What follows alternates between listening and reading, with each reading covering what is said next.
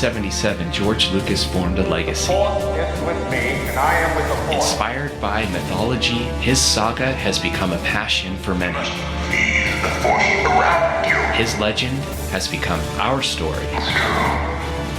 All One of resistance, we are a spark that'll light the fire that'll burn the first order down. rebellion, Rebellion is built on hope. and redemption. I am a Jedi, like my father before. This is Star Wars Reactions. Remember, the Force will be with you, always.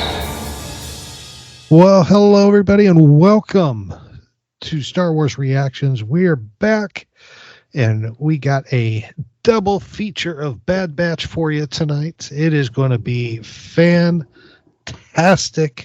We got some really good episodes to talk about. So let's get some introductions out of the way so we can get the party going. My name is Aaron Harris, as always. I am one of your hosts here, and joining me, of course, is my co-host. He is he's the Chewbacca to my Han. He is the David Modders. David, brother, how's it going? It is going. I'm ready to react, and I am beyond thankful that we have this returning guest. I am pumped that he is here, and let's introduce him. Absolutely. It has been a while since our last guest, our current guest, has joined us last. Well, that came out completely messed up, Carabast. It's been a while, but we're so excited to have him back, and you will recognize the name. He is a well-renowned author. He has written a lot of incredible stuff, including some of my favorites, like the Rebels Visual Guide, and of course the contributed to the Star Wars Stormtrooper book, and just a lot of Marvel books, and with DK, just a lot of fabulous books that you can pick up anywhere you can right now. So joining us, if you haven't guessed already, is the talented Adam Bray. Adam, welcome back. Hey guys, thanks for having me on again. How are you guys doing? Doing good. We're doing good. We're so excited to have you back on. It has been too long. We got to make this more frequent. That way it's not as long next time. So sure. Well, we're excited because we got couldn't have worked out better with somebody with your knowledge and experience with Star Wars coming in and joining us for these two awesome episodes, which are really a lot packed into these two episodes. So let's get going. We're starting with, of course, episode 10 of the third season of the Bad Batch. This one was entitled Identity Crisis. Released April 3rd, 2024, directed by Saul Ruiz, written by Amanda Rose Munoz.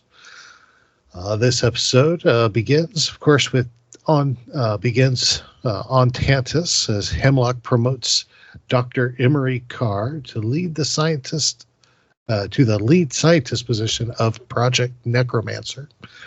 Granted access to the quote-unquote vault, she is introduced to the program's specimens, children of the Force taken from their families. Hemlock explains the importance of Omega to Emerie, noting that she's the only successful binder to have replicated an M count, and thus must be found.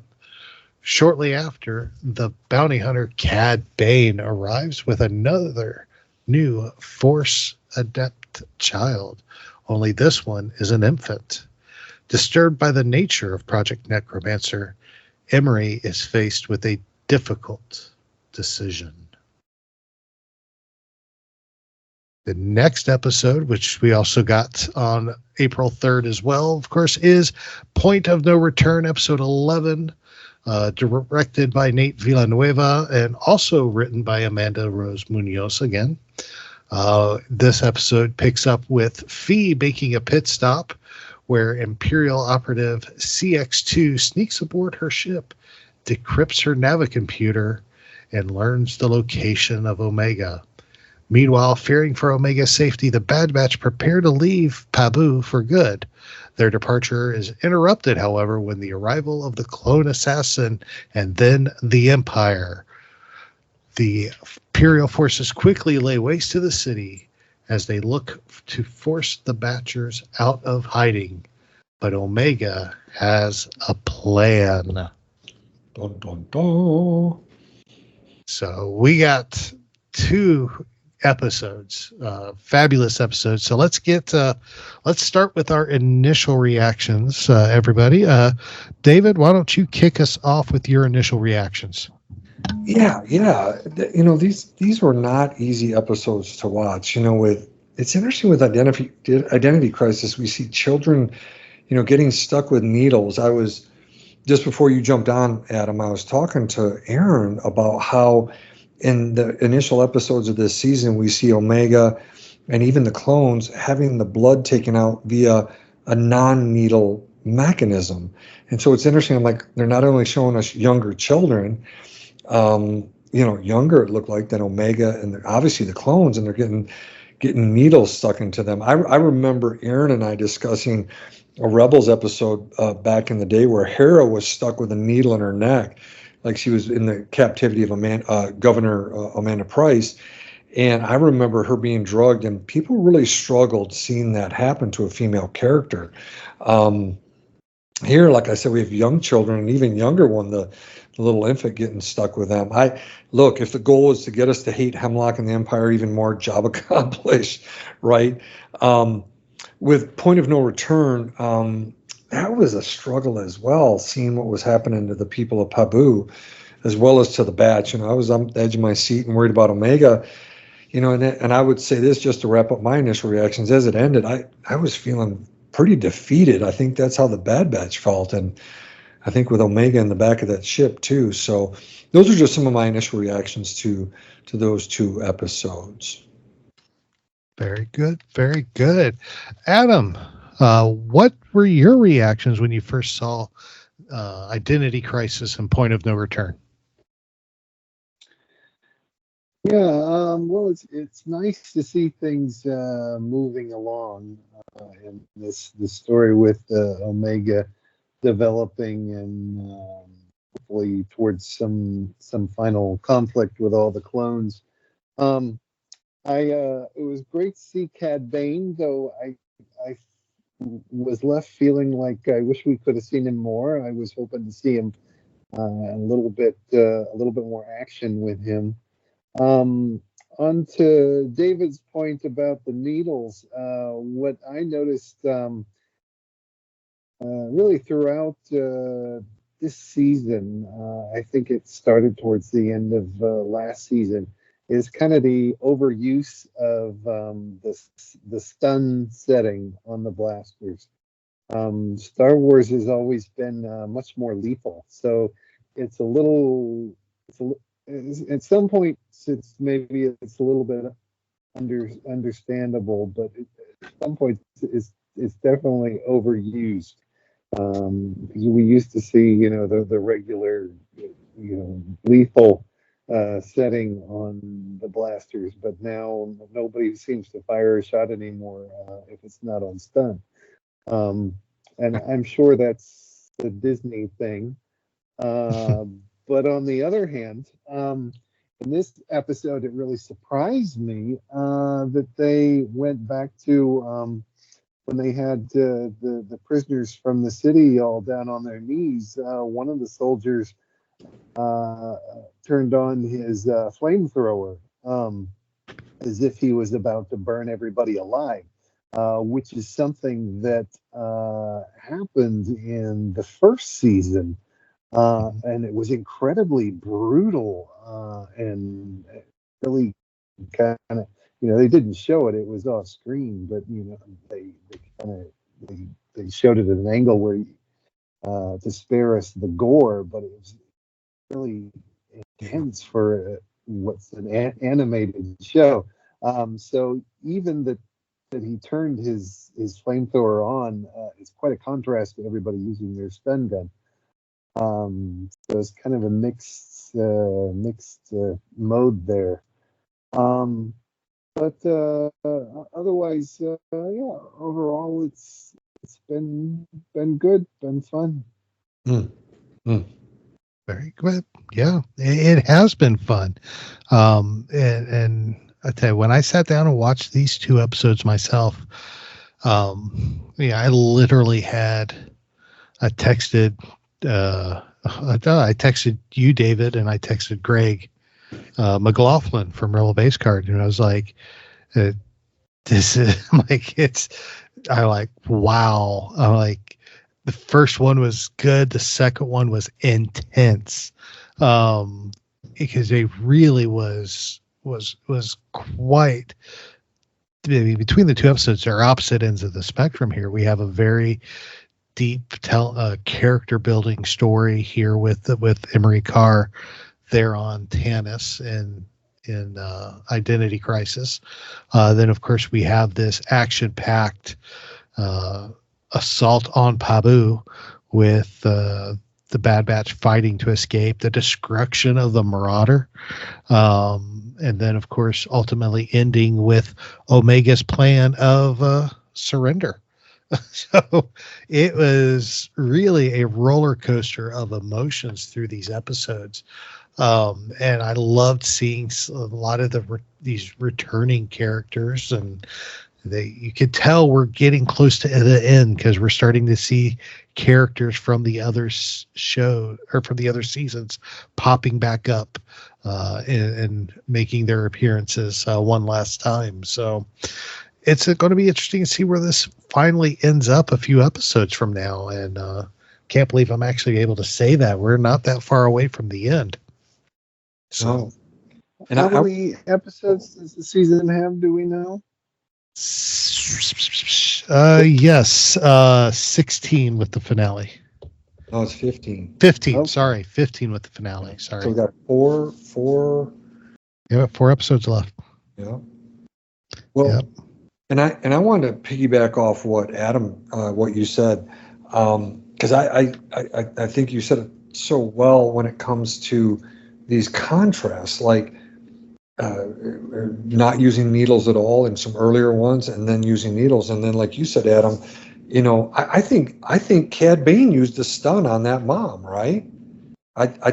Yeah, he did, and yeah, that really surprised me because I don't think he would. He wouldn't want, as brutal as it is, he is a brutal guy. He wouldn't want that mother left behind causing problems. Yeah, and then like you said, you got all these stuns, and I think that's the first. I'd have to go back, and is that the first time I've seen Cad Bane use stun? But then, like you said, here you see a stormtrooper lighting up his flamethrower. So yeah, a lot of discrepancy there in terms of the level of violence and brutality, kind of all over the place. But I want to say good catch on that. Oh yeah, definitely good catch, because it is something that once he said it, I started thinking about, like, yeah, you're right. There's been a lot of stun in this. It almost felt more like Star Trek when it came to the stun setting than Star Wars, but it has been Yeah, it's what it's felt like, yeah. Phasers on stun. But it's been interesting. So let's start with let's just start jumping into some talking points here, and let's talk about so much to talk about.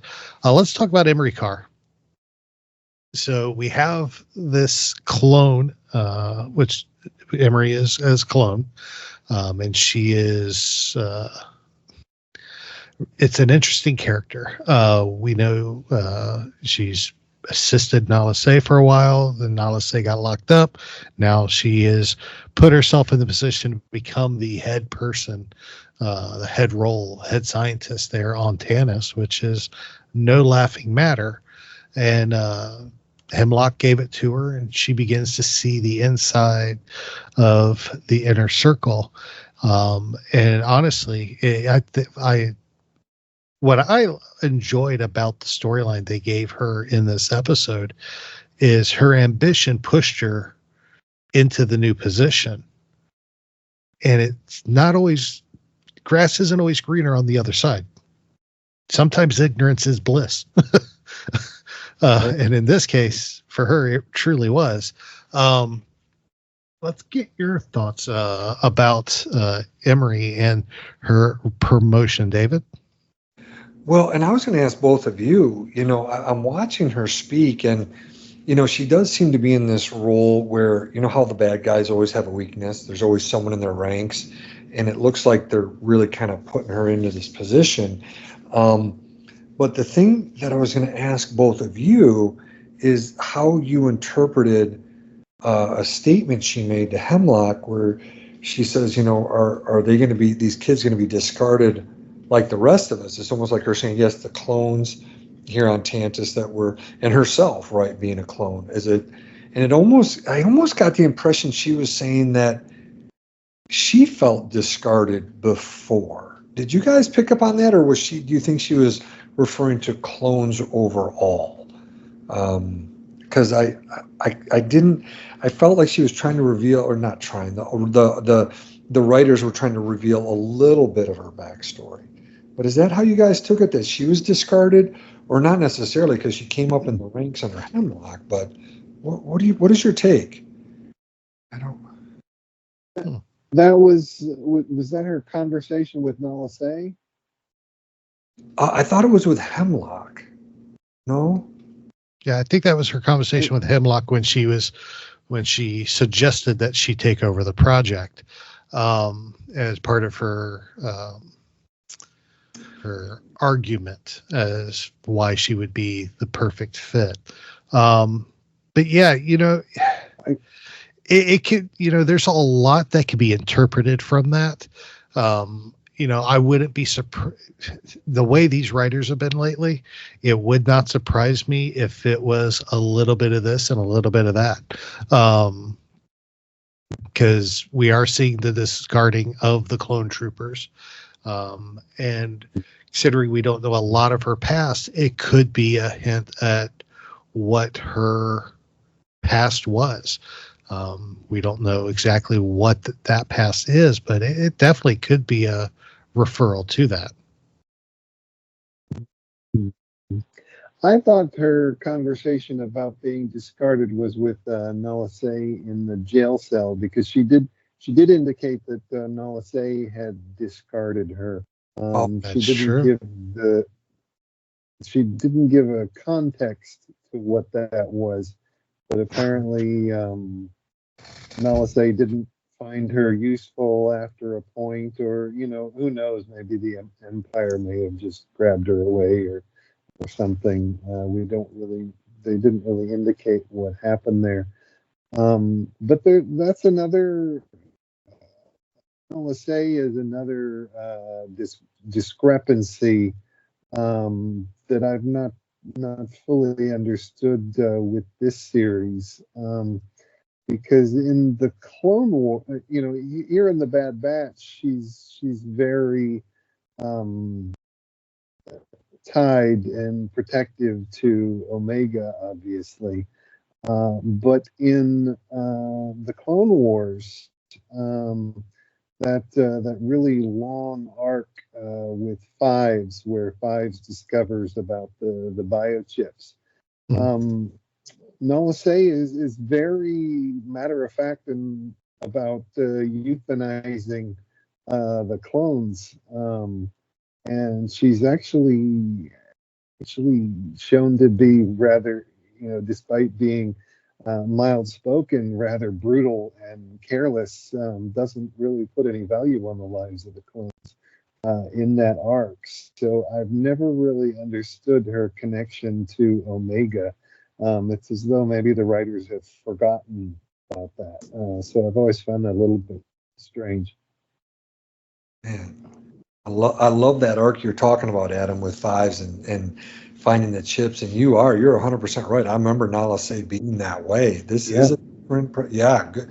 See, Aaron, this is why we have Adam on, right? He's like, man, oh man, this is why we have you on. That memory you have. It's so good. And And I did actually speed back and rewatch or speed through the fast forward the episode later. You were right. It was a conversation with Nala Se, not Hemlock. I had the conversations confused there. So thank you. Yeah. Sure. So yeah, it's interesting to see where this character's going, because we have she's got now responsible for these children, and you can see, especially with her interaction with the one who got himself in trouble with the I just blanked on his name. Tried to escape and was locked up in solitary for a little bit there. We see the interaction there with him as he is locked away. When they finally let him out, he finds Omega's homemade doll sitting right outside the cell, and he picks it up, and it almost gives him that it gives him comfort, which is of course what that gave to Omega. And I think Emerie realized that after seeing the conditions of the kids, and the kids begging to go home and wanting to be more than just, numbers, because they're kids. They got names. They want to go by names. So the one little girl, like, my name is, that's not my name. And it's just really touching to see that. David, I'm definitely curious to see your thoughts, especially with your background there, about what's your thoughts on how Emerie is handling the shock that of the position she's gotten herself into. Yeah, no, just to clarify, Ava is the little girl and Ava. Jax is the boy, and she leaves that stuffed animal for Ava there after Ava tells Dr. Emerie Karr, you lied to me about how Jax wasn't going to be punished. So I don't know, but I think between Adam and myself and you, we're going to get all these people. I know sometimes it's hard. You watch these episodes, and I'm trying to keep all the names straight, but the thing that I immediately thought about as you were saying this is the work of Dr. Harry Harlow. I don't know if either of you've seen his work. He was, considered a famous psychologist who looked at, rhesus monkeys and mothering and nurturing. And, he had a famous experiment where he had monkeys in cages with a wire outline, kind of the shape of a mother monkey, one that had felt and eyes and was soft and more cuddly. And with another one, it had just the wire outline. And just to fast forward and kind of, not bore you guys to tears here, his research really showed, and it's still a controversy today, really kind of the horrific outcomes that have happened to these young rhesus monkeys that were put through that kind of non-nurturing, very sterile environment that we see there in the vault, and what Dr. Emerie Karr is seeing. So, again, Adam, I told Aaron, I was listening to Coffee with Kenobi on the way home. Dan Z put his episode out, and he gives a one-word descriptor for each episode, and he called his one-word descriptor for this episode "Identity Crisis" with the vault and the kids.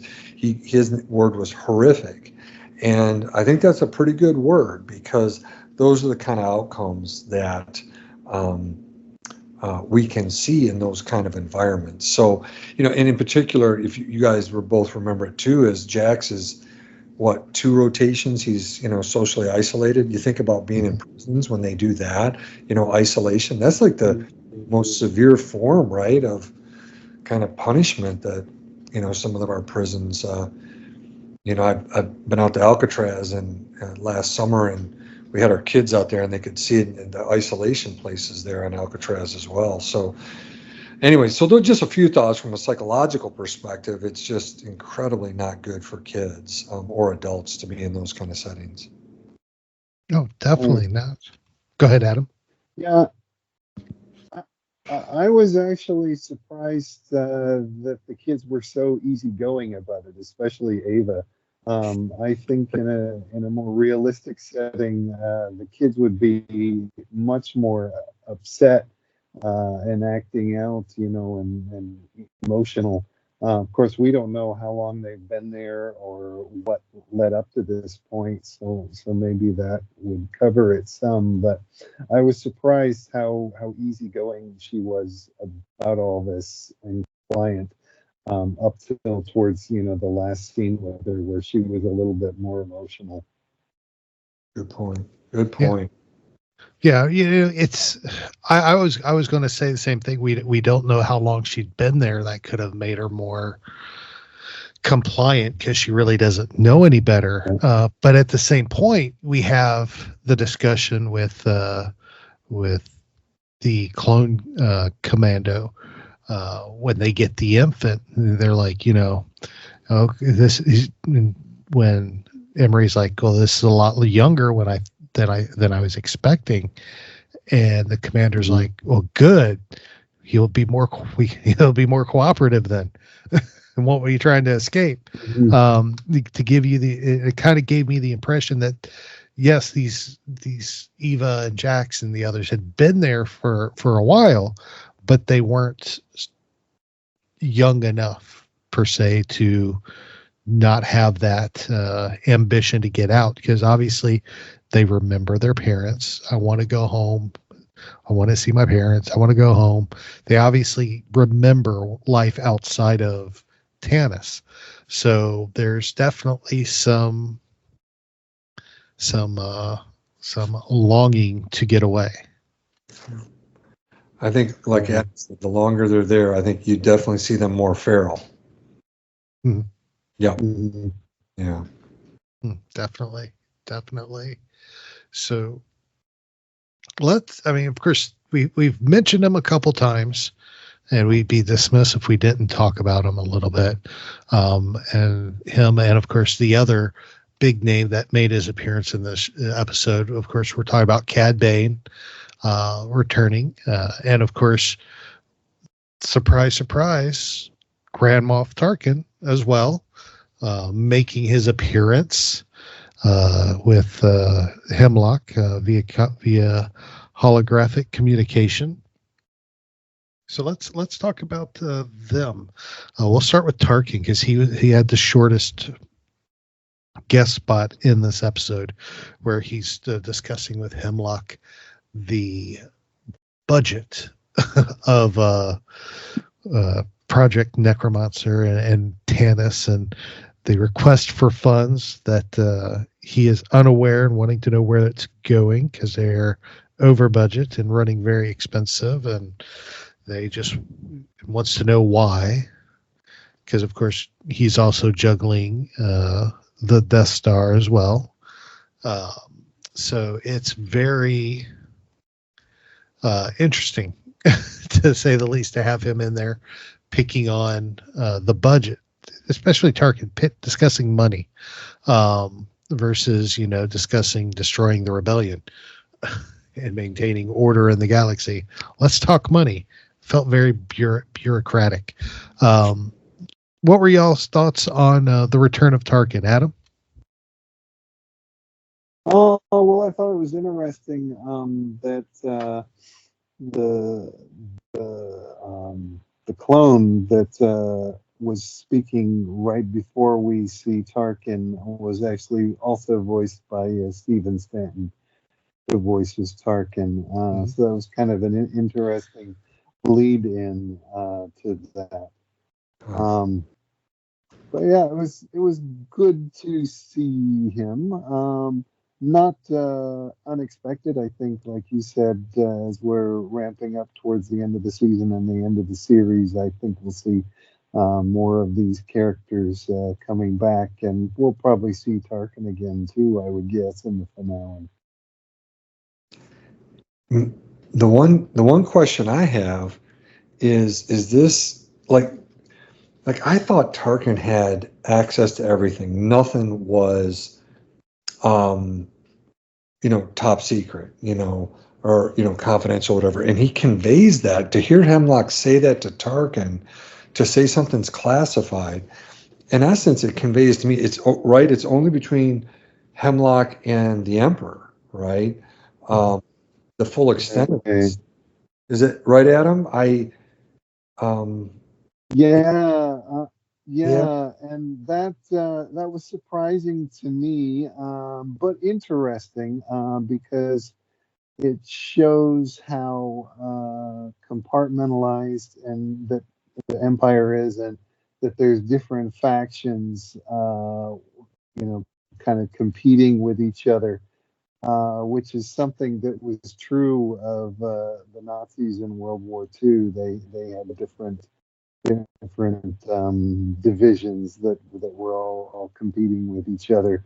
I think our government and military and bureaucracy is a bit like that too. And we saw in the Mandalorian, when the council finally formed, you see with Moff Gideon and the Shadow Council, that each Moff has their own division, and they're sort of they're cooperating, yet they're competing with each other as well. So that definitely shows that going on with the empires, which was surprising but also interesting. Nice. Well said. Definitely well said. It definitely does show some division, and you're right, because we get the impression, David, that Tarkin was the know-all. He was the right-hand man of the Emperor. He was, he knew about all the little projects and we see that, I believe, at one point when they're talking about, he knows about the Death Star project, Project Stardust. He's hands in on Thrawn's TIE Defender project and Rebels. I mean, he's got all these hands in the baskets everywhere. But as secretive as Palpatine was coming to power, it is only natural that he would still have some cards he kept up his sleeve and close to his vest. So definitely, it does quite surprise me that Tarkin was unaware. Yeah. I'm not used to seeing anybody speak to him like that. That's the thing. I don't think he was used to it. Yeah. It was an interesting conversation, because Tarkin backs down initially, before he gets a little more cordial and accepts the fact that it's classified, and then he makes the threat to Hemlock's. Yeah, it's an interesting dynamic to that. Oh, definitely. It's probably one of those situations where, and which I can see him doing, is, okay, you're going to talk to me like that. All right, fine. I'll be cordial. And he probably, his next call was to Palpatine going, hey, look, this is what's going on. What gives? Because, he had that friendship, and he has that relationship with Palpatine. So he knows, I think he's got that ability. He's got the Emperor's ear. So he's going to make that call and be like, what gives? Whether Palpatine gives him anything or not remains to be seen. But I'm sure he just kind of smiled, nodded, and called the bigger fish. Yeah, probably. I could see Palpatine just saying all in due time, right? Let's leave it at that. But I didn't know, Adam, if you had more thoughts on Cad Bane, because Aaron had asked us about that. I know you and I hit up Tarkin, but did you have more thoughts on Cad Bane's appearance, or? I don't know. Cad Bane is a favorite character of mine. I love the design, and I love Corey Burton's voice of him. So he's a lot of fun. The old Wild West gunslinger.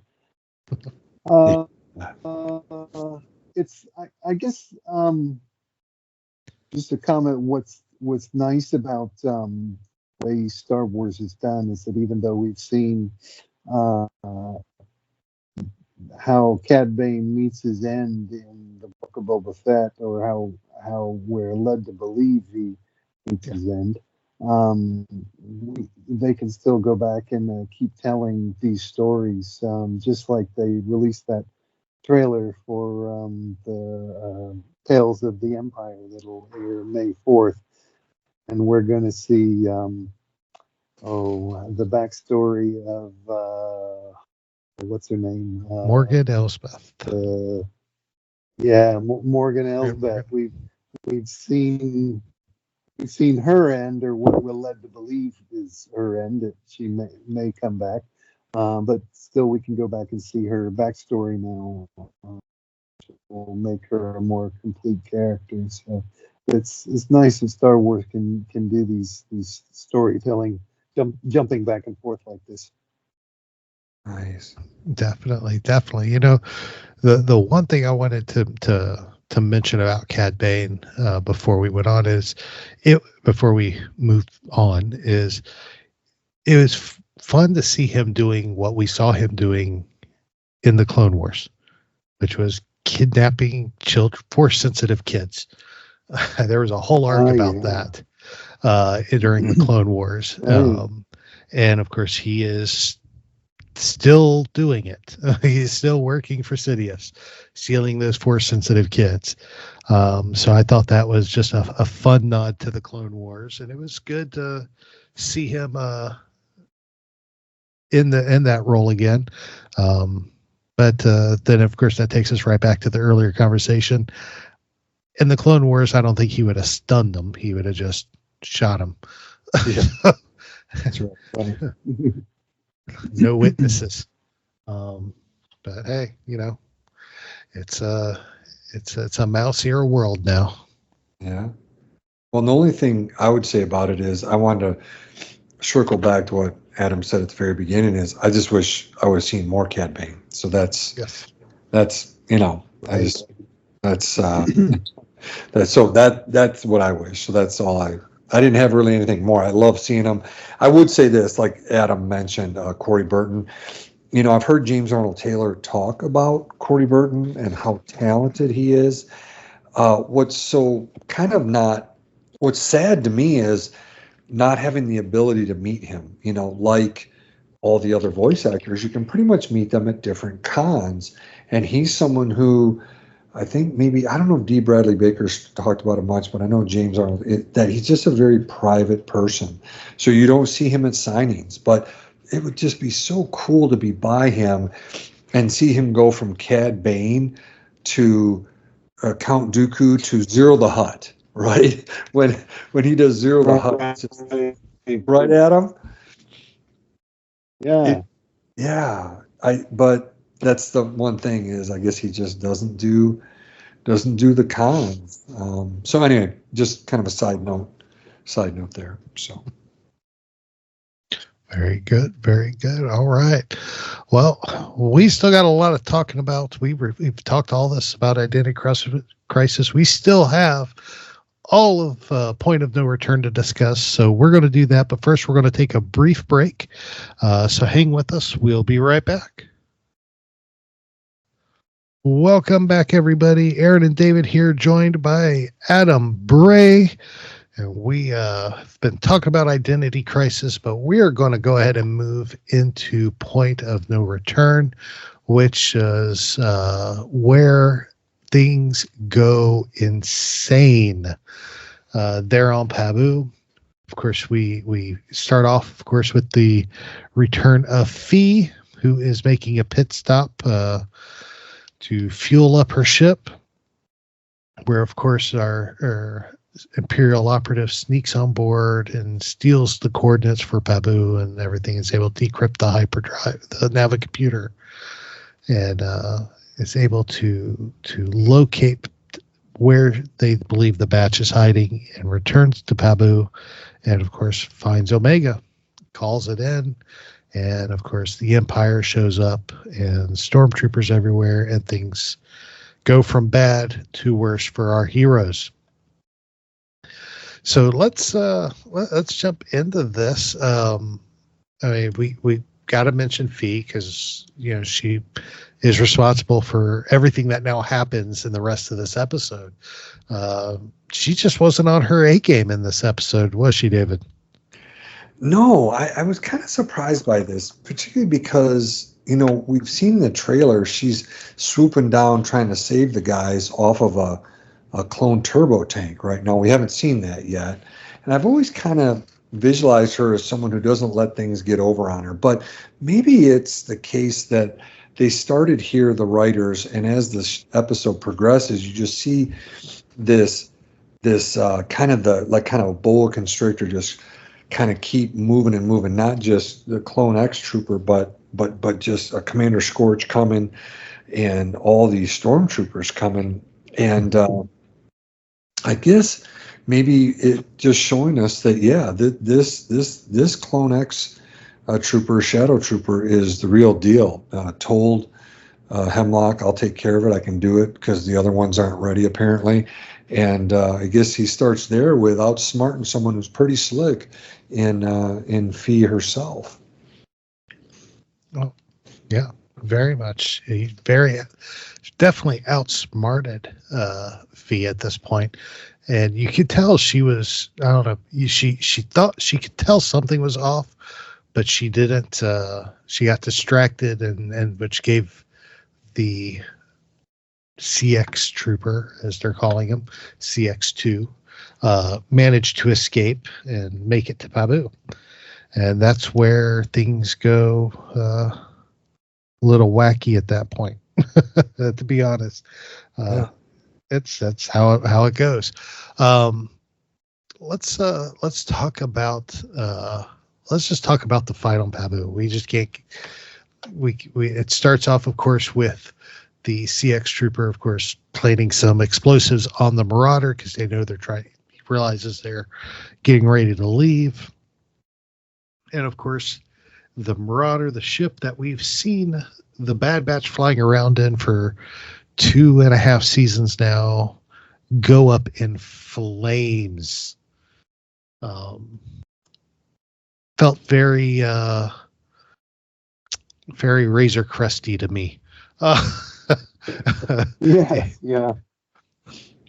So it definitely was. I'll be honest, I was surprised, and of course, in the explosion, we lose Wrecker. Well, we don't lose him. He's unconscious. He's hurt. We don't know his status, but it definitely puts us on a off moment that puts the Bad Batch off balance from the get-go in this situation. Then, of course, we have all the drop ships coming in. They're destroying the boats so people can't escape, and the stormtroopers are swarming the city looking, and it is just a mess. So, Adam, let's start with you, my friend. Let's start with this invasion of the Empire to Pabu. And the amount of force that's being used to come in. What were your thoughts on the Empire's response and arrival there on Pabu? Well, it's fun. It's epic. It's nice to see larger battles happening in the series, and I think we need that. I'm hoping that the series will culminate in something really huge. I'm glad that Hasbro didn't offer us one of those HasLab deals on their ship like we did for the Razor Crest, because that's a lot of money for a ship that gets blown up. So yeah, it'll be interesting what to see what they fly around in after this, and who they're flying with. Maybe they'll join Rex after this. I don't know, and go with more clones. But on the subject of the what's his name, the secret secret agent clone guy. Is it just Clone X? Is that what he's called? This one is CX2. Yeah, too. Okay. So who do you guys think he is? Ooh. Think he's got a secret identity? You know, did we discuss this on air, David, or did we discuss this off of air? Because I know I told you who I thought it was a couple weeks ago. You did, and I think then you said I talked to David, and then you said it on air. So let's definitely talk about it. My greatest fear is it's tech. That is my greatest Yeah, fear.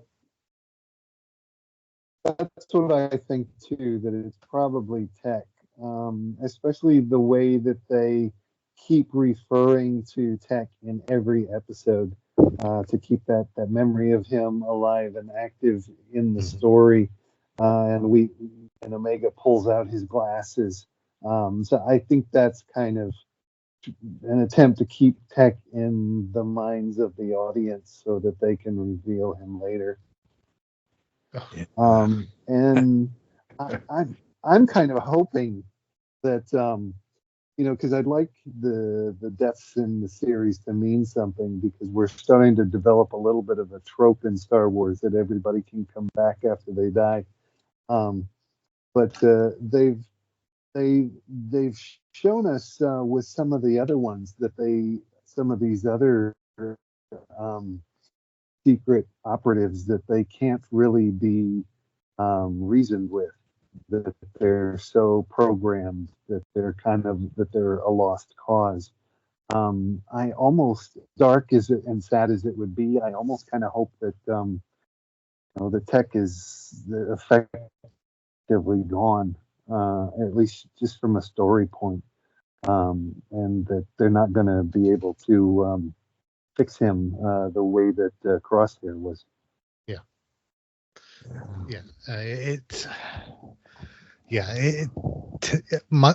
My gut is telling me it's tech, and I just can't. I don't want to accept my gut, to be honest. Well, the one other one that I've heard, Adam and Aaron, is Cody. But right, Adam. I don't.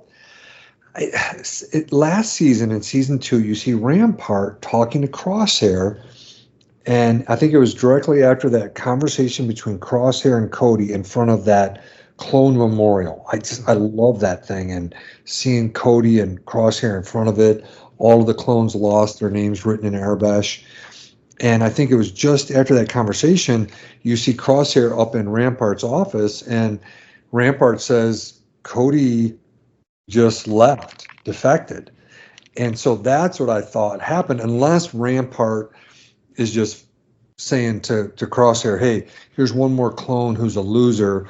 This is why we're getting rid of them. It wasn't really the case that Cody defected, but that they put him into this program or something like that. So that could happen, but I get a sense it's more that he really did leave. So that's the other name I've heard. Have you heard that one too, Adam, kind of floating around?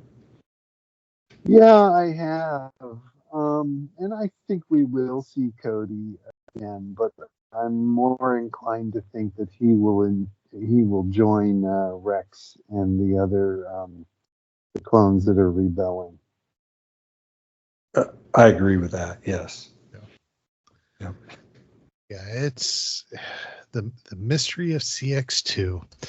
I got a feeling this character is going to be. He keeps showing up. I got a feeling it's going to be somebody that's going to play a role here at the end of the series, and it's going to be a bloody one. Well, and Aaron, just like Adam said, he's 100% correct. And Adam, you nailed it. Meaning, they bring up Tech's name, and then just like Adam said, they bring the goggles. They set him on that, kind of memorial. Mm-hmm. But they bring him up every episode, and so that's why I'm leaning more toward Cody. Yeah. But just like you said, my hope is that a death means a death, and to not really bring him back as CX2. So, anyways, just a few thoughts there. No, I agree. Sometimes a death does need to be a death in Star Wars, where it is as you said, Adam. They have come really good at making dead mean you're still alive. Oh, look, you're dead. Let's do another series with you. It's That's just right. it's Yeah. they're really good at that, Yeah. especially lately. Well, So- Ventress last week, right? Yeah. Yeah. Yeah. Yeah, if you do that too many times, then it stops being a surprise when a character comes back. So you actually lose the payoff on that. So they've got to use that sparingly now. Yeah. Oh, Yeah. definitely need to. I mean, of course, you do have the does. I mean, it makes things exciting sometimes, but sometimes you just need somebody to die. So next thing you know, they're going to bring back Jen Ursa. We've got we've got a few of them now because we've got Maul, we have Boba Fett, we've got Ventress. If you want to count Force Ghosts, there's a bunch more. But there's probably a few others that I can't think of. So Yeah. becoming a habit. Oh yeah, it's for sure becoming a habit. So we'll see what happens, though. We'll see. It'll be interesting. So, all right. Well, let's keep going here because throughout this fight there on Pabu, we have an escape plan that is formulated where they're going to steal a dropship and make their escape. And Hunter goes to steal the dropship. Things really don't work out for him because CX2 kills the pilot and the ship crashes in the ocean. And then, of course, Hunter has the long swim back. Then, of course, we have Crosshair trying to protect Omega. And that's when Omega hatches the plan where, they're not going to stop until they find me. The only option is for me to surrender. It'll save the city and let me surrender. And Omega's Crosshair's like, no, we can't do that. They'll take you back. She's like, I know, but it's the best way for us to have to find it. You just shoot the ship with a tracker.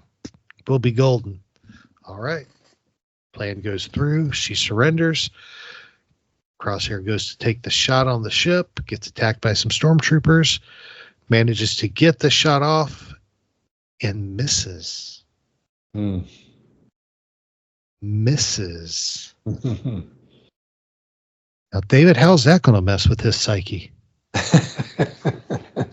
Well, unfortunately, again, as a psychologist, there's this thing called one trial learning, and sometimes that's a good thing, and many times it's bad, particularly when it comes to anxiety. You that once bitten, twice shy. Someone gets exposed to something or something doesn't go well, they're not willing to try again many times. His psyche's already, pretty shaken. So yeah, that really that was a real downer to see that happen. And I was thinking about you, Adam, as I was watching this, because like I've read so much of your stuff, and I don't know if people know this, if they follow Adam on social media and stuff, but you've posted so much stuff on your travels around the world, animals, you write interesting things and articles on so many different things, even at StarWars.com and all the Star Wars books. I haven't even brought up all the Marvel stuff that you do, but I was thinking about you as a writer, and I was thinking, and Aaron, you and I've kind of hit on this before on the show, is that in Star Wars, it's like the writers make something bad, like things are going bad for our heroes, and then even worse. So like I think about the CX2 troopers shooting that ship down, and here goes Hunter down with that, the Marauders blown up, Wrecker's hurt, and now you've got Omega, handing herself over to them. And I guess I thought, Adam, is that I don't know if you're trying to write, how to up the ante. It's already bad. Now let's add more bad on. Is that kind of how they do it? Because that's what it sure felt like. Yeah, that's a common thing that'll happen in these kinds of stories, especially Star Wars. There's always a point in the big battle where things just go completely wrong, and it looks like all is lost. In each one of the movies where they've got these, and then things, it's suddenly it turns on a dime, and the domino effect in each little battlefront in the war, and it turns. And I think that's where we are right now. It looks like all is lost, and from the next episode it may seem that way too, but then I think things will pick up.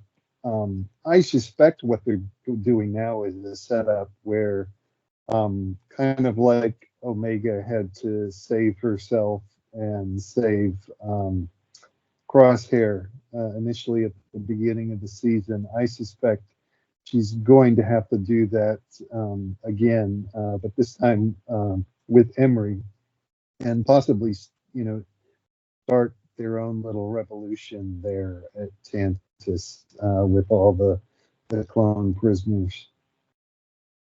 Nice. That's so good. Yeah. That's so good. Well, and they've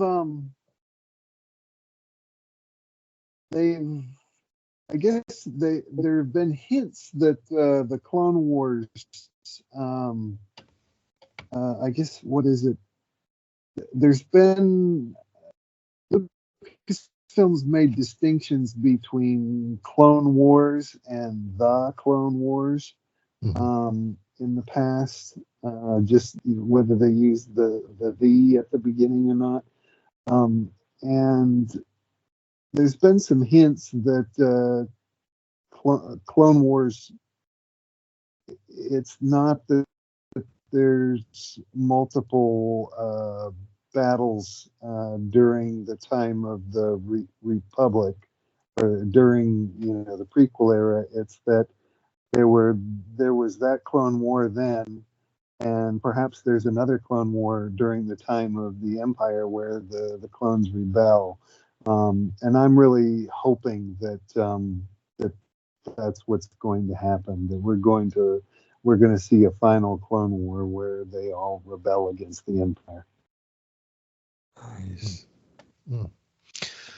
Yeah, I got a feeling that's what it's all building up to, because that's and I think it's all going to take place there on Tannis. Is where it's going to start. It's going to be intense. That's for sure. It's going to be nerve-wracking because there's a lot of clones that we have grown close to through this series, and of course through the Clone Wars, which are still around, that are going to end up on the wrong side of a blaster. I got a feeling. So yeah, I've got to thin them out.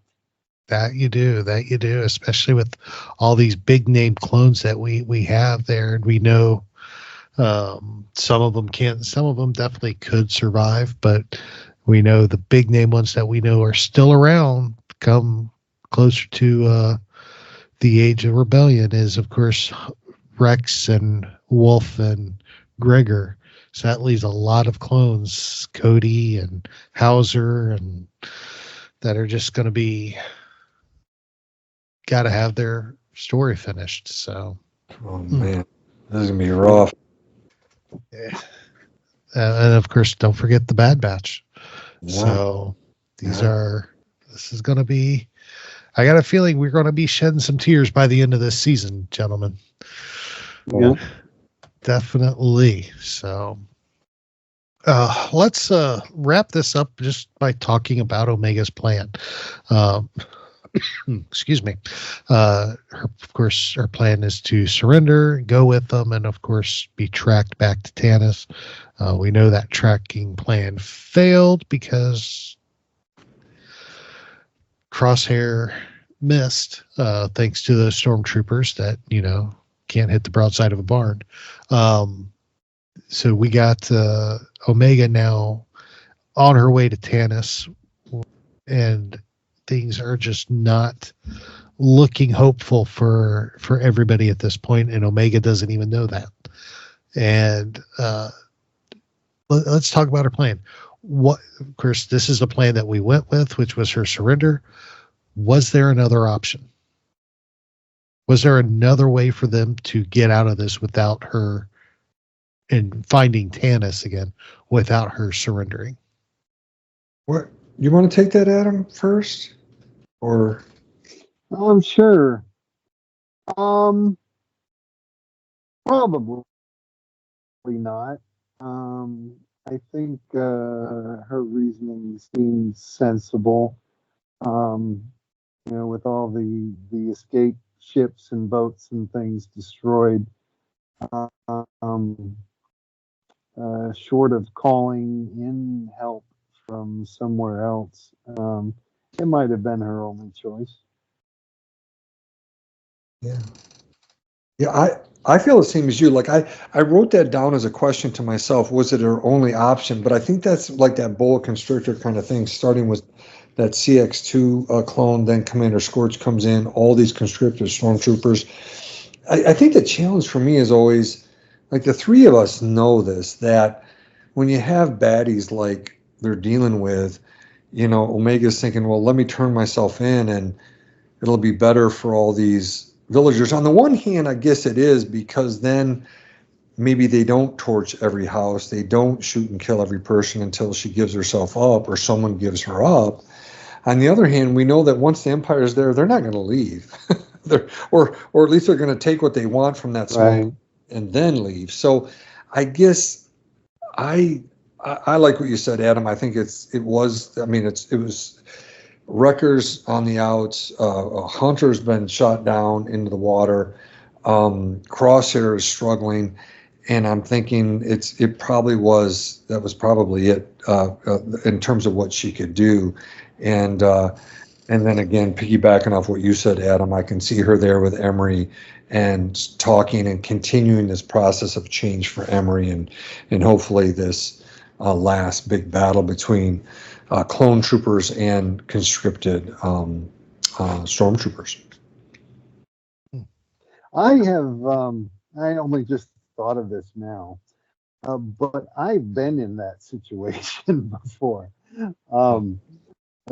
As a journalist in Vietnam, I was visiting some people that were being persecuted by the government. These Christian minority groups, and the government. I'd been invited there by the government initially. But when they found out where I was and who I was talking to, because I was freelancing for CNN at the time, they got very worried. And so they were they had located where I was, and they were pursuing me to detain me and interrogate me. And for a while, I was just trying to evade them. But there was a point where I realized I wasn't going to be able to keep evading them. I eventually, they were going to, track me down and detain me and interrogate me, no matter how long I held out. And the longer I kept at this, probably the worse it was for my local friends there and the people in the area. So eventually, I had to say, okay, I'm just gonna stop trying to get away and just, give myself up and go through that interrogation. So I can sympathize with Omega in that regard. Oh wow! Wow. I knew you were there, and I've read, like I said, stories and you talking about some different countries, especially Vietnam, your time in New Zealand, man, you've been like everywhere, my friend. But yeah. Did they just out of curiosity, did they interrogate you pretty hard and then finally let you go, or is that? Yeah. They held me for, I think it was like 7 hours. And just were yelling at me the whole time and accusing me of being a spy for America and all this and that. And it became a secret diplomatic incident. The U.S. State Department got involved. I got the impression because it was when the Obama administration, so I got the impression that Hillary Clinton was aware of it. But they let me go after 7 hours. But I had some more difficulties after that. And I got a senator involved who came over to Vietnam, and there was a big to do. I was all right, but eventually they were just giving me so much trouble because Vietnam is communist, and parts of it are very open, and very friendly, but some of these remote areas still can be quite repressive. And so eventually I had to leave the country, but I made it out all right. Oh, we're thankful you're okay. That is, now that's a story. Oh, that fits perfectly with this episode. I'm so glad you shared that. Yeah. It only just occurred to me. Yeah. Wow. Oh my Wow. goodness. Well, that's big So time. there are points, there are times, in these struggles where you've got to assess the situation that you're in and, decide if I kind of relent and take the harder path, is it actually the better option? Does it actually give me maybe some new leverage in that situation that I don't have in this situation? Where I'm trying to flee, because there can be new advantages that you can gain by taking that option, even though it's scary, and it can be better for the people around you. Yeah. Wow. What a story. Man, didn't know that was coming, Aaron. Can you believe it? We get Adam on, and holy mackerel, that's incredible. well, I don't think we can top that Yeah. for the rest of the night. Good night, everybody. Let's just end it now. Well, I definitely appreciate you sharing that. That definitely provides a Yeah. unique perspective to this story. So, wow, man, I don't even know where to go from here. Yeah. That was awesome. Oh, wow. Well, in the Bible, when Jesus, we just had Easter, when Jesus is faced, with coming after, praying in the garden, and he's, the soldiers come to take him away. One of his disciples, strikes one of the soldiers and cuts his ear off, and Jesus tells him no, and heals the soldier, and Jesus goes willingly. There's that's another example showing that that sometimes just accepting what the situation God has presented you with, and trusting him in that, that he's going to get you to where you need to be, even though it looks scary. Sometimes that's the way to go. So we shouldn't, just because a situation an option looks harder, doesn't mean that it's not the right way to go. So sometimes it's more challenging. It's the narrower path, but ultimately it's the right way to go. Nice. Very good. Very good. Wow. All right. Well said. Oh man. So yeah, as we said, great episodes with great stories to go along with it. I mean, this has been a fantastic discussion.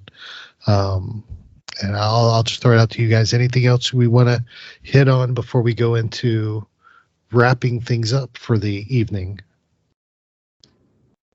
I don't have anything else. What about it? Adam? Do you have something?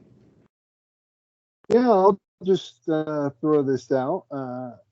Since we're heading towards the end of the series, and we know what's coming next as of today because they put that trailer out for Tales of the Empire. So that'll be a 6-episode mini shorts dumped on Disney Plus all at once. But then the question is, what's coming in animation after that? They did say that there would be more Tales of the Jedi, but now it's confusing. Did more Tales of the Jedi mean Tales of the Empire, or will they actually do more Tales of the Jedi? But beyond that, what do you think? Where do you think animation will go after this, or where would you like it to go? I kind of feel like we've spent so much time in this era, of the Clone Wars and the pre-Rebel era with Rebels. It feels like it would be really hard to leave this greater area. I think fans would be really crushed if they jump to a new area. So I'm wondering, will they do a Clone Wars 2, the second Clone Wars, and show what happens with the rebellion with the clones? And essentially, the way Bad Batch was essentially a continuation of the Clone Wars, will we get the continuation of this story under a different name, or will they do something altogether? I don't know. What do you guys think? Well, it's ironic you bring that up, because there's a rumor I heard last week right before we recorded, and I haven't talked to you about it, David, yet, but it actually has to do with what comes next. No, it's just a rumor. None of this is official. I don't know anything, and normally we don't address rumors, but I'll just, since the question's out there, we'll go ahead and discuss it. But there is a rumor out there that I heard that the next series would be almost exactly what you said, but it's going to be starring Rex and Echo, because Echo's left the Bad Batch and is now running around with Rex. So it'd be a Rex Echo focused series about this clone uprising. Well, that would fit, Adam, with what you said, like with Cody joining them. That could really show that in Wolf as well. Right. Yeah. So I take it with a grain of salt. There's nothing official. I know nothing. I hear nothing. It's just a rumor that I saw that made sense.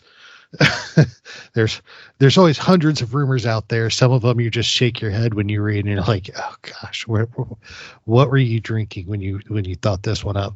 But then there are others who are going, I could see that logically making sense, and this was one of those. Especially knowing what we're building to. I think it would make sense. It does make sense. And one of the things about animation is, it's expensive, and they got to build their assets. Everything you see on screen is an object that has to be, built and designed. And as the series goes on, they build more and more of these objects and characters and species and ships, and then they can reuse them or repaint them and use them. And it saves time and money. And Disney and Disney Plus are in a real crunch because of some problems that They've had some misses, in movies and in TV shows, and Lucasfilm in particular. And so they've got to find ways to produce things that are a sure thing that will have will have their audience, and also save money. And so if the Bad Batch has the audience that we presume it does, I think it would be a good bet and a good investment to continue this era, continue the story in some way, because there's an obvious demand for it. People always want to know what's next. Mm-hmm. That they do. Now, also, I'll say too, and I haven't heard anything about this, but to piggyback off of something you said earlier, we did get the trailer for Tales of the Empire, but I don't think we're done with Tales of the Jedi yet. I think this is just a offshoot of that. We have Tales of the Jedi. We now have Tales of the Empire. I think we'll get more Tales of the Jedi because there's a lot of Jedis to tell stories about. I think we'll get some more Tales of this, Tales of that, Tales of the First Order, Tales of the Empire, Tales of the Sith, Tales of the High Republic, Tales of it. It's there. It is. These shorts are honestly, I think, are a gold mine for them because they can shoot out an arc of shorts about a character, gauge people's responses, and decide what they want to do from there. And I think this is going to be huge and I think these are going to be something we're going to see more of in the future. I don't think we're done with these Tales of the Empire, Tales of the. I think we'll see more of it because I mean, you could do. There's so many characters you can grab. I mean, it's just unparalleled. It's the perfect opportunity for them to tell a short story, give you a lot of background on a character, and make you hungry for more. Right. So, I mean, yeah. There's so many characters that they wouldn't be able to tell the stories of in a larger format, probably. So it's a great way to focus in on specific characters and fill in those little gaps. Yeah. I mean, honestly, I didn't care about Yaddle till she showed up in Tales of the Jedi. Right. I mean, I didn't think twice about Yaddle. Then she showed up in Tales of the Jedi, and I'm like, I could use more Yaddle stories. Yeah. Well, and I think I think Adam's 100% right that when they have these assets built, you try to, you don't have to do them again. You've got them. I would love to see more of Luke Skywalker around the time of building his Jedi Academy. He's got the green lightsaber, the black suit. He looks so cool. It was neat to see him in The Mandalorian there. I'd love to see some animated adventures to really see him wielding that lightsaber and doing some really cool stuff like we got a glimpse of again when he comes to get Grogu to train him. So I would love to see that, but I think back to what you said, Adam, they would have to create all of those character models, and they've got all these ones for the clones, and I think it really would, like you said, they got this built-in following right now with Bad Batch. It's been very popular. People have really fallen in love with these people and these clones, and I think like knowing how Wolf gets to be with Rex, and maybe we ultimately see Cody come along, but then ultimately something happens to him that could be a big emotional moment. So then we don't see him later in Rebels on Sealos on that walker where they're fishing for Jupas, at that point. Right, Adam, and then it's just It's just Rex and Wolf and Gregor. So I tend to lean more towards what you said, that Disney and Lucasfilm, they've got those assets and they can just go from there. But I would love to see Luke in his prime. That's just my thought. Just my thought. What I would love to see, but I don't think good. But yeah, it definitely would be good, and it was a surprise announcement today, and it caught a lot of people off guard. It caught everybody off guard, except for probably Lucasfilm. But it was a surprise announcement, and it's something to look forward to. I mean, literally, we will end the Bad Batch on May 1st, and 3 days later, May 4th, we get Tales of the Empire. So there it is. It'll be a fun week. It's gonna be a roller coaster week. I mean, the end of the Bad Batch, Tales of the, oh my gosh, it's just, then you got the emotions of the prequels coming back to the theater that weekend. I mean, it is just, Listen, I have it's going to be Star Wars overload, man. Speaking of overload, my question is, Adam, are you going to be watching all 9 Star Wars Skywalker Saga movies in a row for about 22 to 24 hours straight? I am not. I'm too old for that. There's too many pee breaks. I could not stay awake for all of that. Oh, I love your response. I am not.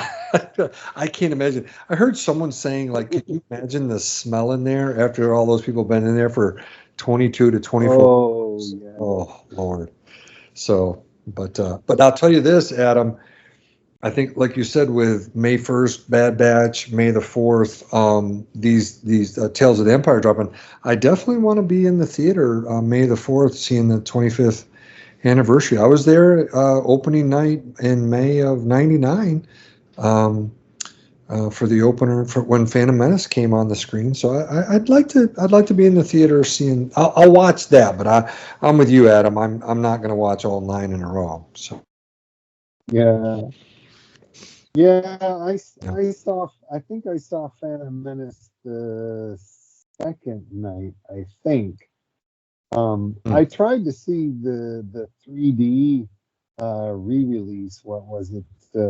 25? I don't know when. 15 years ago. Mm-hmm.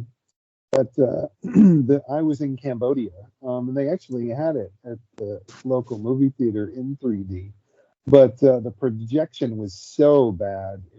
The image was so dark and so blurry that, after about 20 minutes, I was just like, I'd much rather go home and put the DVD in my computer and watch it in my apartment. So I didn't stay for it. Oh, goodness. Oh, wow. I can tell you, I'm not doing it. I want to go off on this tangent with Adam, but I can't with Lord of the Rings in New Zealand and all my stories. Adam's got me thinking about all his travels, and we got to get you back on just to talk Lord of the Rings and all your experiences. Yeah. It's always nice to talk about that stuff. I don't have a lot of people to talk about it with. Yeah. I mean, anyways, I could keep going, and all the photos and pictures and all the stories I've read of yours.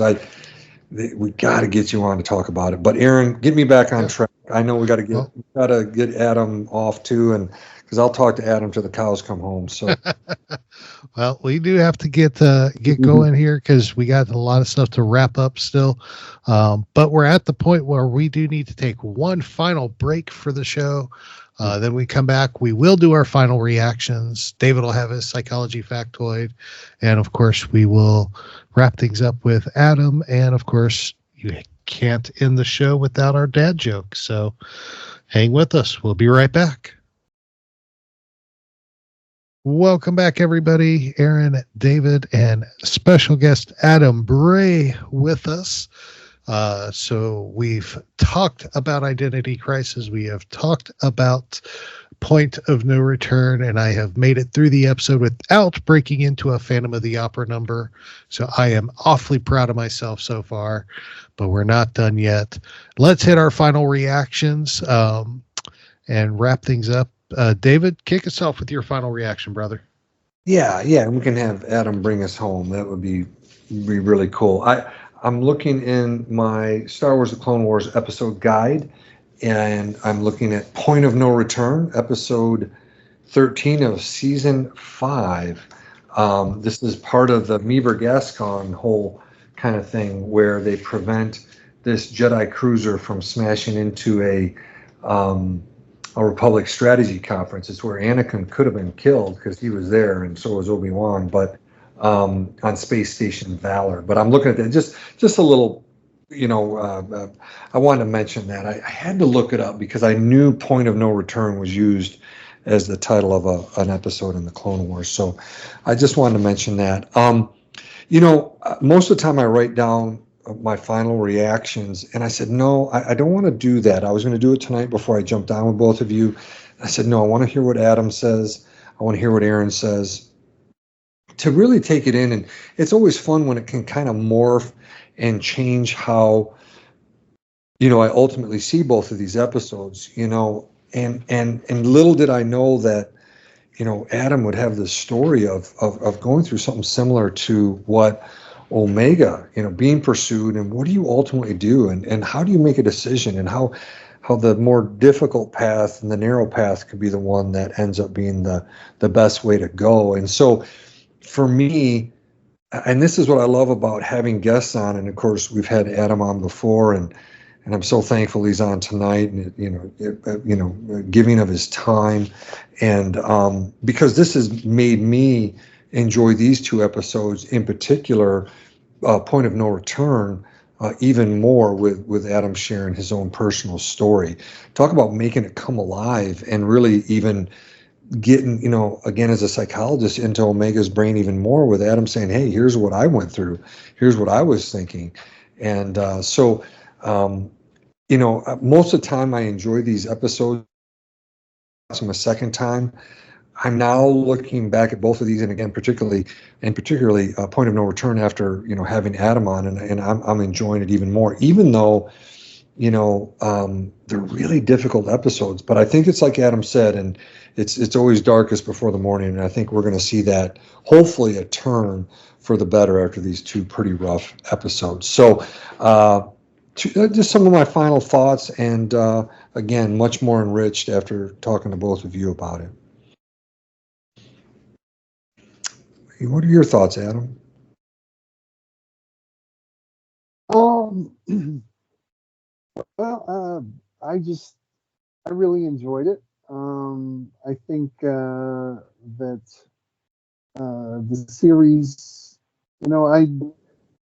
going into the series, I wasn't that excited because, to be honest, the Bad Batch arc in the Clone Wars, which was originally an unfinished arc, it didn't really grab me that much. They weren't my favorite characters. So I wasn't all that excited, but they've really endeared me.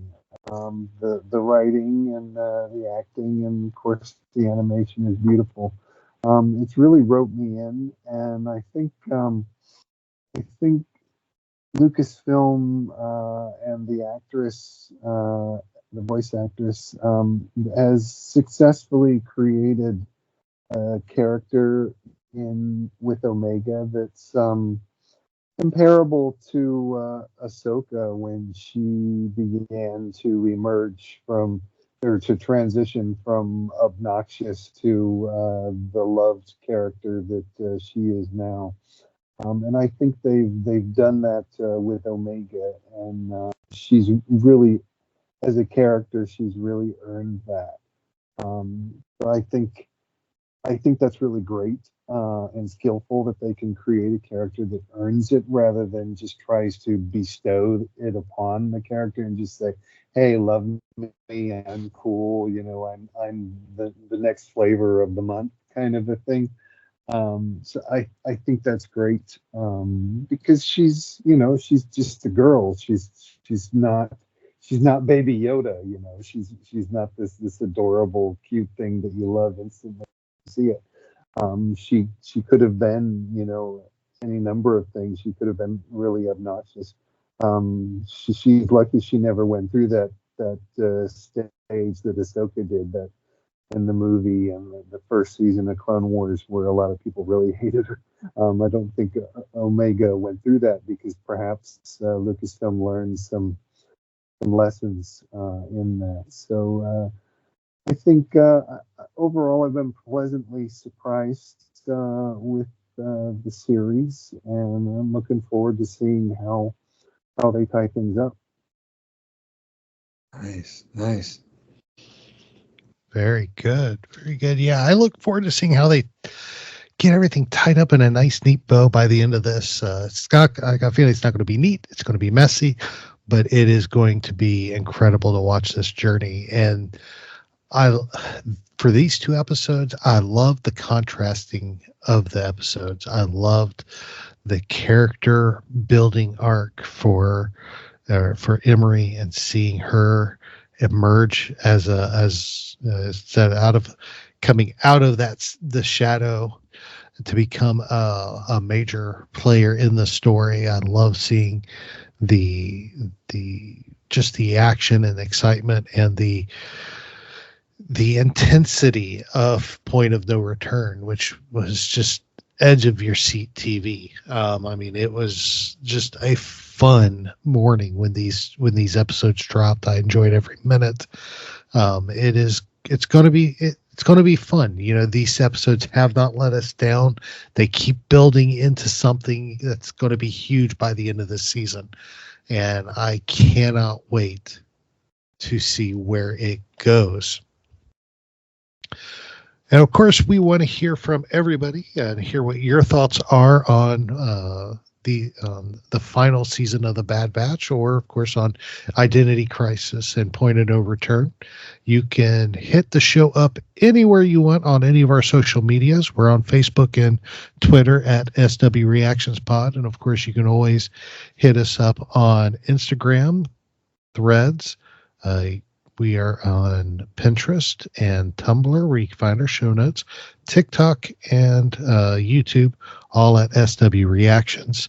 So hit us up, find us, let us know, leave us comments, let us know what you want.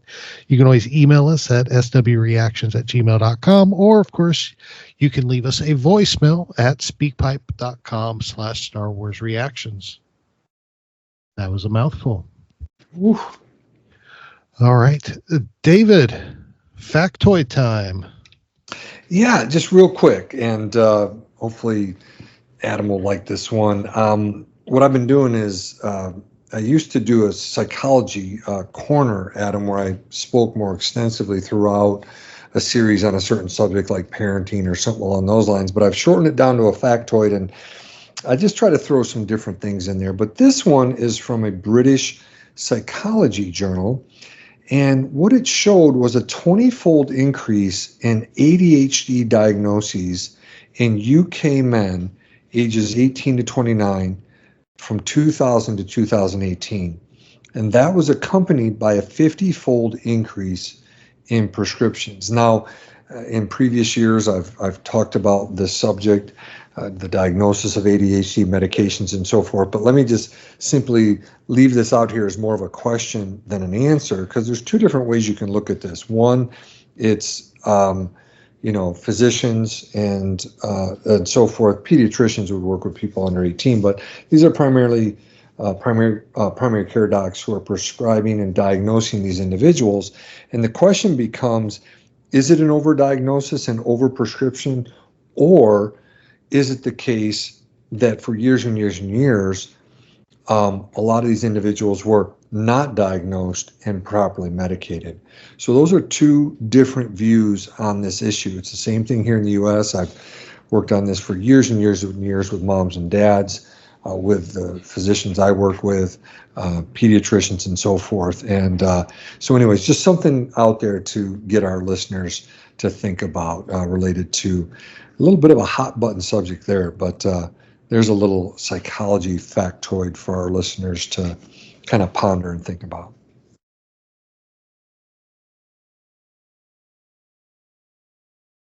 Aaron, you are muted, my friend. There you are. I realized that when when it popped up and said, "Hey, you're muted." Carabas.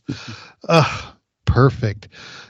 David, if somebody wants to talk the factoid with you or Star Wars, how would they go about doing that? Absolutely. First and foremost, I've been saying it, Twitter X. I'm at David_Modders, Modders. It has not changed. Instagram is just my name, Blue Sky. I'm on that. I don't check that a whole lot. I probably need to. I've been reading some of Adam's most recent posts on X, on Twitter X, and really enjoyed them. And I just wanted to say something real quick before Adam gives his information. I mentioned this before, I think the first time Adam came on, but I want people to know this about him.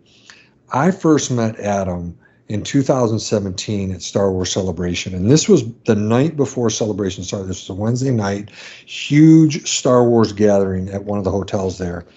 And I saw Adam, and I knew him because, again, a Star Wars author, and just loved, all the stuff that Adam had been doing. But I get to brag on him. I went up to Adam. He didn't know me from anybody, but I started talking, geeking out. And Adam was such a good sport. He was nice. He was kind. He talked to me, entertained me, and we were waiting in line to get food. And there's a lot of other people wanting to talk to Adam as well. In fact, a little bit later that night, Adam was up on stage talking because he was part of that particular podcast guest list. And I didn't know that at the time. And so I just thought, Adam, it was so nice of you to do that. You didn't have to do that, but it just shows the heart that you have. A huge Star Wars fan, world traveler, but just such a nice, kind person. And so I want to make sure I mention that story again. Well, thank you. Very cool. Very cool. That's a great story. I didn't even know that, David. Okay, I thought I mentioned it on the show before, but it bears repeating because, again, what people have talked about, the toxicity within the Star Wars fan community, and the three of us have seen that. Well, it's the opposite with Adam. He, just incredibly nice. Plus, just another little plug. I am looking at Ultimate Star Wars. Aaron was mentioning a few of Adam's books. I even had, I got Ultimate Star Wars, and then when the new edition came out, Ultimate Star Wars, I ordered that from Adam. Star Wars Star Wars Rebels, the visual guide, I'm looking at it. Star Wars Rebels visual guide, Epic Battles, I've ordered all those from Adam. And I even got Lego Star Wars Chronicles of the Force here in my hand, as well as another one of my newest acquisitions, What Makes a Monster. And I just want people to know, look, I would encourage you to get a hold of him, order books, and listen. Adam's done this on his own volition. He puts a cool little doodle inside. He throws little extras in there. I had him sign these for my son and my daughter, the Chronicles of the Force and What Makes a Monster. Didn't know he'd do it. He throws a sticker in there, a couple of Star Wars cards, and they're just little fun surprises and doodles. And so I would just encourage any of you to order books from him, and you'll be pleasantly surprised. Trust me. Very cool. Thank Very you. cool. I appreciate that. Which brings us to you, sir. What if somebody wants to follow you around on social and hit you up, or even get some books from you? How would they go about doing that? Yeah, I am on Facebook, Instagram, and Twitter. The handle on all three is @author Adam Bray. I'm most active on Twitter and checking that most often. So that's the best one to follow me on between the three. And if you're interested in a book, just send me a message or tweet to me. Let me know what you're interested in, and I'll send the information to you. And that's really the best way to support me. I honestly, I don't necessarily get any benefit. Actually, I don't get any benefit from when people buy books from other retailers. It's just the way these licensed books. It's just the way the industry works. So the only way I get a real personal direct benefit is when people buy them directly from me, and David said to get a signed copy with the extras that I try to throw in. So yeah, just contact me if you're interested. Perfect. And we'll have links to all that in our show notes. So definitely check them out, and definitely pick up a few of his books. You will love them. Trust me. I got several sitting on the shelves behind me, and they are well worth it and very entertaining and very insightful. So That's right. All right. Well, gentlemen, it's time for the Star Wars Dad Joke of the Week. We're going to put Adam through this. Okay. Are you going to listen to this, Adam? I need you here with me, man. I need the support. I have to deal with this every week. This is the groaner section, but maybe this will be a good one this week. We'll see. What do you got, Aaron? What do you got? Well, I got to say, I tried real hard to find a joke, and I wanted it to be a good one. And, I really thought I had a joke about the Millennium Falcon's hyperdrive, but it just didn't work. Oh. Dun, dun, dun. That's bad. That's a groaner. I like that one, though. That one, actually, though, is not mine. That one I actually got out of the new Star Wars Dad Joke book by Kelly Knox that just came out. Oh my God. That is just one of many jokes in that book. So definitely check that out. I have had a blast going through that right now. But yeah, that's it. So, hey, I have one extra. I saw it because her book came out, and it was, why does Princess Leia's hairstyle change in The Empire Strikes Back? She was freezing her buns off. That's a little better, but we leave Adam with a slightly better one.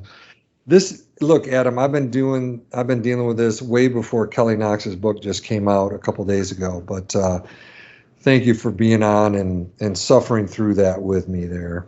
So, I can't let you one up me, David. Oh my. Okay. All right. When is the Millennium Falcon not a spaceship?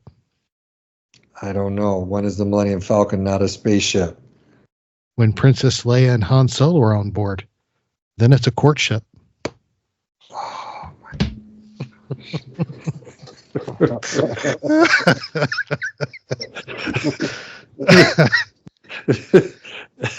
Like, I can hear it right now. Adam's like, I am never coming on this show again. Oh my God. Adam, my friend, thank you so much for joining us this week. We love having you on, and we definitely hope you will join us again in the future. Glad to. Anytime. Excellent. David, buddy, it's been a blast as always. Absolutely. Great time recording with you. Again, big thanks to you, Adam. Just appreciate the time. It means the world when you come on, and so big thanks to you, and I hope our listeners enjoy it. Definitely order stuff from Adam. I've ordered a ton of books. It's well worth it. It's fun, and it's just great to get some Star Wars books in the mail from him. Trust me. Absolutely. Do that. And we want to thank each and every one of you guys. Thank y'all so much for listening. Y'all are the best. We love y'all. We're praying for y'all. Wish y'all the best. Do something fun and do something kind for somebody this week. It'll rock your world, and it'll make their life better as well. So remember, this is your place for elegant discussion for a more civilized age. If you'd like to share your thoughts, you can email us at show@starwarsreactions.com for our show notes and the latest news from the Star Wars universe. Visit our website at www.starwarsreactions.com. You can also follow us on Twitter at SWReactionsPod or on Facebook at Star Wars Reactions. If you enjoy our show, please leave a review on iTunes. This podcast is not endorsed by the Walt Disney Company or by Lucasfilm Limited. It's intended for entertainment and informational purposes only. The official Star Wars website can be found at www.starwars.com. Star Wars. All names, sounds, and any other Star Wars related items are registered trademarks and or copyrights of Disney and the respective trademark and copyright holders. All original content of this podcast is the intellectual property of Star Wars Reactions unless otherwise indicated. Star Wars Reactions. Elegant discussion for a more civilized age.